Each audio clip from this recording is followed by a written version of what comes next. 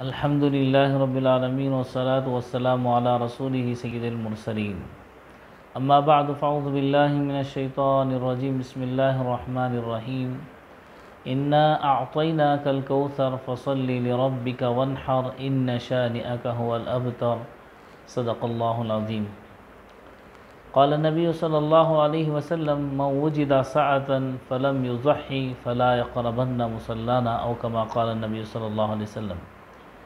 اللہ رب العزت نے قرآن کریم میں ارشاد فرمایا، اے نبی ہم نے آپ کو خیر کثیر عطا فرمایا، بس آپ نماز پڑھیے اور قربانی کیجیے، بے شک آپ کا دشمن ہی بے نام و نشان ہونے والا ہے۔ پھر نبی پاک صلی اللہ علیہ وسلم کی حدیث ہے کہ اللہ کے رسول صلی اللہ علیہ وسلم نے ارشاد فرمایا، جس کو وسعت حاصل ہو پھر بھی وہ قربانی نہ کرے وہ ہماری عیدگاہ کے قریب نہ آئے۔ بس اللہ کے رسول صلی اللہ علیہ وسلم کی اس حدیث کی بنا پر فقہا نے قربانی کو واجب کہا ہے۔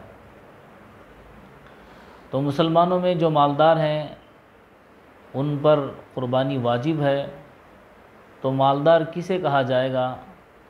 ہر وہ آدمی جس کے پاس 52.5 تولہ یعنی 612 گرام چاندی یا اس کی قیمت موجود ہے، یا اس جیسی کوئی چیز موجود ہے، یعنی اس قیمت کو پہنچنے والی ضرورت سے زائد چیز موجود ہے تو اس پر قربانی واجب ہو جاتی ہے۔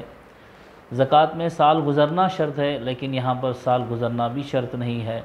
اور اسی طرح مال کا نقد یا تجارت کا مال ہونا یا سونا چاندی ہونا ہی ضروری نہیں ہے، بلکہ ضرورت سے زائد سامان جو بھی اس قیمت تک پہنچتا ہو اس پر قربانی واجب ہو جاتی ہے۔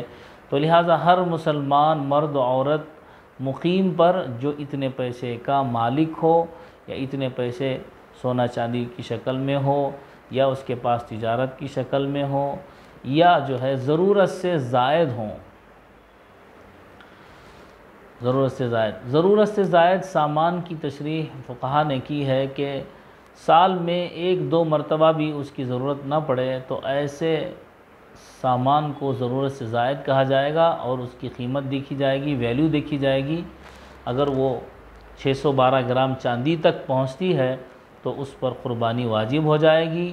تو ان 3 دنوں میں جب جو ہے 10، 11 اور 12 کی شام تک سورج غروب ہونے تک ان 3 دنوں میں اس پر قربانی کرنا واجب ہو جاتا ہے، اگرچہ غروب سے پہلے ہی اس کا پیسہ آئے، اس کے پاس پیسہ آئے تو اس پر بھی قربانی واجب ہو جاتی ہے۔